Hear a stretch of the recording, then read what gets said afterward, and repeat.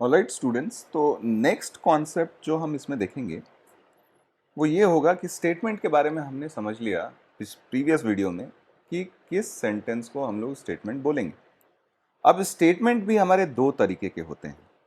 एक हो जाता है हमारा सिंपल स्टेटमेंट और दूसरा होता है हमारा कंपाउंड स्टेटमेंट। तो पहले सिंपल स्टेटमेंट देखते हैं। नाम से ही समझ में आ रहा है कि सिंपल स्टेटमेंट है, यानी कहने का मतलब ऐसा स्टेटमेंट, ठीक है, ऐसा स्टेटमेंट जिसकी ट्रूथ वैल्यू, तो statement whose truth value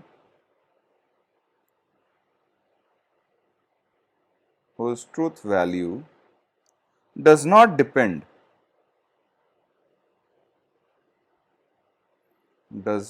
depend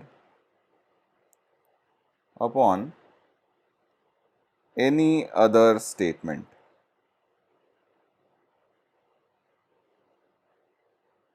यानी दूसरे स्टेटमेंट से इन्फ्लुएंस होके उसकी ट्रूथ वैल्यू पे चेंज नहीं आता। यानी अगर वो ट्रू है तो वो अपने मेरिट पे ट्रू है। जैसे फॉर एग्जाम्पल अगर मैं बोलूं कि 7 इज अ प्राइम नंबर,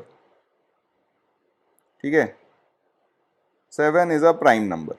अब अगर मैंने ये स्टेटमेंट सेंटेंस लिखा 7 इज अ प्राइम नंबर, तो ये स्टेटमेंट ट्रू है और ये ट्रू किसी दूसरे स्टेटमेंट की वजह से नहीं हो रहा है, ठीक है। तो ये हमारा क्या हो जाएगा, एक सिंपल स्टेटमेंट हो जाएगा।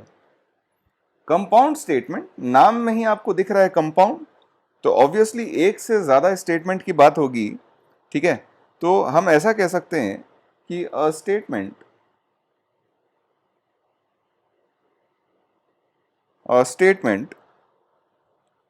ठीक है, which is a combination of या विच इज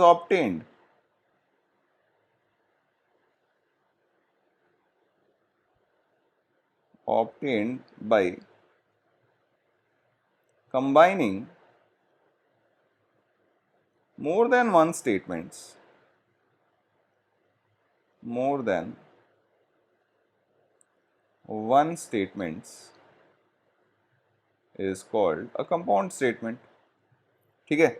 तो बेसिकली यहाँ पे कंपाउंड स्टेटमेंट में जब हम बात करते हैं तो एक से ज्यादा स्टेटमेंट की बात करते हैं, एक से ज्यादा स्टेटमेंट की बात करते हैं। जैसे एग्जाम्पल, एक एग्जाम्पल से समझते हैं कि जैसे मान लीजिए हमसे बोला जाए कि if a number is divisible by 2 then it is even, ठीक है। अब यहाँ पे देखिएगा तो ये एक सिंगल स्टेटमेंट नहीं है, यहाँ पे बेसिकली आपको दो स्टेटमेंट्स दिखेंगे, नंबर इज डिविजिबल बाय 2 और इट इज इवन। यहाँ पे बेसिकली ये दो स्टेटमेंट्स का कॉम्बिनेशन है। यानी कहें तो हमारे पास यहाँ दो स्टेटमेंट, देखिए स्टेटमेंट्स को यूजुअली हम लोग स्मॉल लेटर्स से रिप्रेजेंट करते हैं, small letters P Q R, इस तरीके से स्टेटमेंट्स को यहाँ पे रिप्रेजेंट करते हैं। तो यहाँ पे अगर हम देखें तो यहाँ दो स्टेटमेंट आपको दिखेंगे। पहला दिखेगा कि नंबर इज डिविजिबल बाय 2, ठीक है, और दूसरा स्टेटमेंट आपको दिखेगा कि नंबर इज इवन, ठीक है।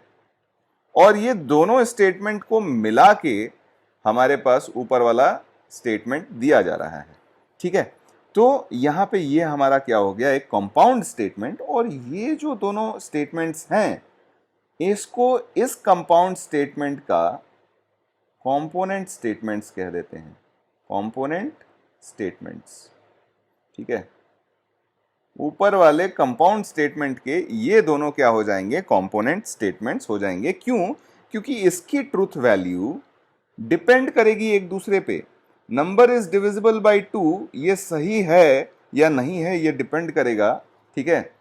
मतलब इट इज इवन, ये वाला पार्ट, कोई भी नंबर इवन है या नहीं ये डिपेंड करेगा कि वो डिविजिबल बाय 2 है या नहीं है। यानी ये क्या है, ट्रूथ वैल्यू, एक स्टेटमेंट की ट्रूथ वैल्यू मतलब पूरे स्टेटमेंट की ट्रूथ वैल्यू दोनों ही कंपोनेंट स्टेटमेंट्स की ट्रूथ वैल्यू पे डिपेंड करेगा, ठीक है।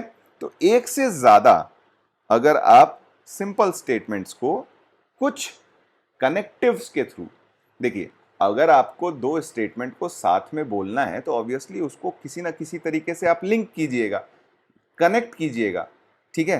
तो यहां पे कुछ लॉजिकल कनेक्टिव्स होते हैं, ठीक है, कुछ लॉजिकल कनेक्टिव्स होते हैं। उन कनेक्टिव्स को यूज करके हम लोग क्या करते हैं कि दो सिंपल स्टेटमेंट्स को कंबाइन करके एक कंपाउंड स्टेटमेंट बनाते हैं, ठीक है। तो ये हो गया हमारा स्टेटमेंट के टाइप्स।